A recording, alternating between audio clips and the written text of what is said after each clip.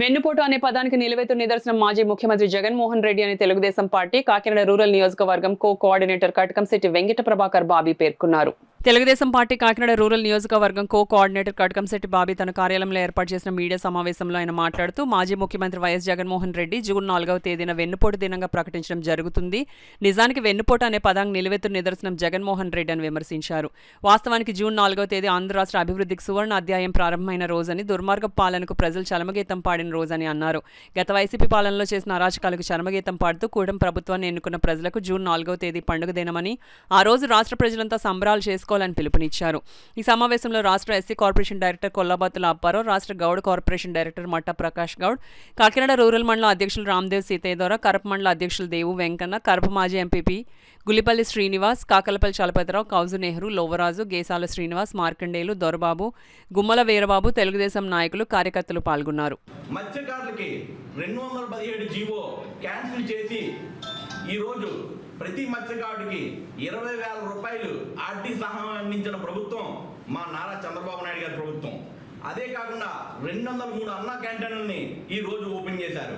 ప్రజలకు అత్యంత ప్రమాదకరమైన ల్యాండ్ టైటిల్ యాక్ట్ని గవర్నమెంట్ వచ్చిన వెంటనే క్యాన్సిల్ చేశారు.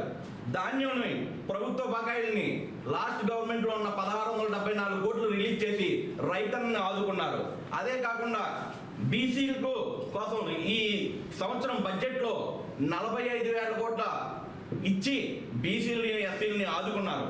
నాయి బ్రాహ్మణులకు కూడా మరి వేతనాలు పెంచి 25,000 రూపాయలు వేతనాలు పెంచారు.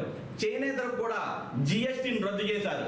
గీత కార్మికులకి 10% మద్యం షాపుల్లో అవకాశం కల్పించారు. స్వర్ణ కార్డులకు కూడా ఒక కార్పొరేషన్ ఏర్పాటు చేశారు. సోలార్ విద్యుత్ పథకం ఇచ్చి బీసీలకు 3 కిలోవాట్లకి 98,000 సబ్సిడీని అందించారు. రైతులకి ట్రాక్టర్లు అందించి మరి వాళ్ళకు కూడా సబ్సిడీ అందించారు. చెత్త మీద వేసిన చెత్తనా కొడుకులు మీరు, పన్ను వేసిన చెత్తనా కొడుకులు మీరు, ఆ చెత్త పన్నును రద్దు చేసి మేము గత ప్రభుత్వం వదిలేసిన 80,000 టన్నుల చెత్తను కూడా మేము తొలగించామని చెప్పి మీకు తెలియజేస్తున్నాను. అదే రకంగా పిల్లలకు స్కూల్కి వెళ్ళే టైం కల్లా చంద్రబాబు నాయుడు గారు ఇచ్చిన హామీ ప్రకారం తల్లికి వందనం చెల్లిస్తారని చెప్పి అందరూ కూడా తెలుసు.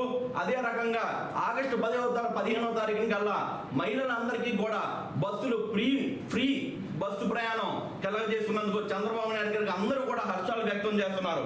అదే కాకుండా అమరావతిని పునర్నిర్మాణం చేశాము.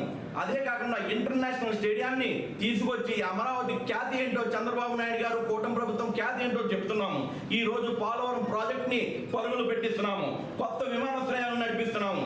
ఒక్క సంవత్సరంలోనే 70% హామీలు మరి ఈ రోజు చంద్రబాబు నాయుడు గారి ప్రభుత్వము ఈ రోజు ఖచ్చితంగా చేసింది అని చెప్పి గుండెల మీద చేసుకుని ప్రతి తెలుగుదేశం పార్టీ కార్యకర్త, కూటమి ప్రభుత్వం, అదే రకంగా అందరూ ప్రజలు కూడా ఈ రోజు నమ్ముతున్నారు. ఒకటే ప్రజలకు విజ్ఞప్తి చేస్తున్నాను ఏంటంటే సంక్షేమాన్ని అభివృద్ధిని కూడా చంద్రబాబు నాయుడు గారు తమ పాలనలో తీసుకెళ్తున్నారు.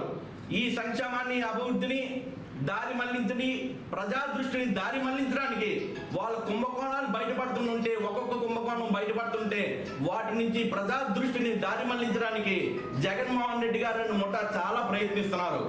కానీ వాళ్ళని ప్రజలు ఇప్పటికే తిప్పికొట్టారు. అలీబాబా 11 దొంగలు మాత్రమే మిగిలారు.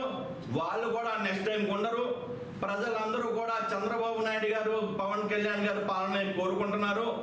ప్రజలు కూడా దీన్ని గుర్తించి సంక్షేమానికి, అభివృద్ధికి కూడా చంద్రబాబు నాయుడు గారితో కలిసి అడుగులు వేయాలి అని చెప్పి అందరికీ విజ్ఞప్తి చేస్తున్నాను.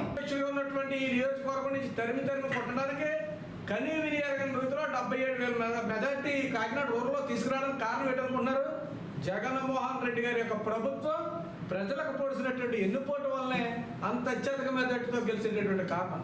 అలాగే జగన్మోహన్ రెడ్డి పార్టీని ఎవరైతే నమ్మారో, ముఖ్యంగా దళితులు, బీసీలు, ఎస్సీలు నమ్మరు. ఎందుకు నమ్మరు? వారి తండ్రి గారి కన్నా, లేకపోతే ఎన్టీ రామారావు గారి కన్నా ఏదో యువనాయకుడు కదా, యువతను బాగు చేస్తాడమో, మంచి దూరదృష్టిలో ఉంటాడు అనేసి.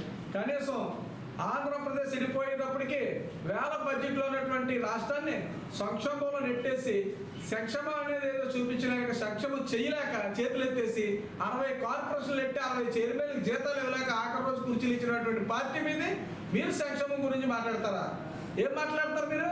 60 కార్పొరేషన్ చైర్మన్లు వేయలేకపోరు ఆఖరి వరకు. మీరు ఈరోజు నెక్కిన సంవత్సరంలో స్కూల్ పిల్లలకు కానీ, అన్న మాట ప్రకారం కానీ, వృద్ధులకు కానీ, వితాంతులకు కానీ ఈరోజు నందమూరి తారక రామారావు గారి కుటుంబంతో పాటు ఆంధ్రప్రదేశ్లో ఉమ్మడి ఆంధ్రప్రదేశ్లో ఉన్న ప్రజలందరూ నారా చంద్రబాబు నాయుడు లేకపోతే తెలుగుదేశం పార్టీ లేదు అని నీకు లాంటి దుష్ట శక్తులందరూ పార్టీలో గట్టి పరకలు లాంటి మొక్కలు పంపితే పీరికి వేసేసి పార్టీ నిబంధనలు నిలబెట్టిన గురించి 4 సార్లు ముఖ్యమంత్రి అవడానికి ప్రజలే ఒప్పించారు తప్ప ఇది ఏ పోటీ అనేది మీరు ఆలోచించుకోవాలని చెప్పి వైఎస్ఆర్ ప్రభుత్వం హెచ్చరిస్తా ఉన్నాం. అదే రకంగా ఏ పార్టీ అయితే 80% 40% మీకు ఓట్లు ఉన్న ఎస్సీలు చదువుకున్నటువంటి విద్యార్థులందరూ కూడా యువనాయకుడు కదా నువ్వు ఏదో బాగు చేస్తావని చెప్పి నీకు ఓట్లేసి అత్యధిక మెజార్టీతో గెలిపితే ఇది అసాధ్యం. 170 నీకు 150 సీట్లు దాటి ఎవరికి రాబోమో అంత మెజార్టీ నీదనుకుంటే నేను జీరో చేసేసి రికార్డు కొట్టినది కదా ఎన్నిపోటు కదా ప్రజలు నువ్వు చూపించావు కదా నువ్వు చేసావు కదా ఎన్నిపోటు కాబట్టి కదా నీకు 4 ఓట్లు ముందుకుంటే అందుకే కాబట్టి జగన్మోహన్ రెడ్డి గారు నారా చంద్రబాబు నాయుడు గారిని తరతరాలకి చూసి ప్రజలందరూ మంచి చేయగల వ్యక్తి విజనైన వ్యక్తి ఈ రాష్ట్రం తరాలకి ఆదర్శకరం ఉండాలంటే చంద్రబాబు నాయుడు కావాలా లోకేష్ బాబు కావాలా ఎన్టీ రామారావు ఆశయాలు ఈ ప్రజలకు అందించాలని చెప్పి కోరుకునేటటువంటి నాయకత్వం ఈ ఆంధ్రప్రదేశ్లో నడుస్తుంది. నువ్వు విమోచన దిడ్డలు ఎట్టినా కబంధ హస్తాల నుంచి ఈ రాష్ట్రాన్ని విమోచించమని చెప్పి రేపు అందరూ కూడా సంబరాలు జరుపుకోవడానికి సిద్ధంగా ఉన్నారని తెలియజేసుకుంటూ ఇటువంటి తప్పుడు మాటలన్నీ బట్టి మీరు ఎలా వచ్చినా సరే ప్రజలు మీరు మరొకసారి తరిమేస్తారని చెప్పి తెలియజేసుకుంటూ ఆంధ్రప్రదేశ్ ఎస్సీ మాల్ కార్పొరేషన్ డైరెక్టర్గా కాకినాడ రూరల్ నియోజకవర్గ తెలుగుదేశం పార్టీ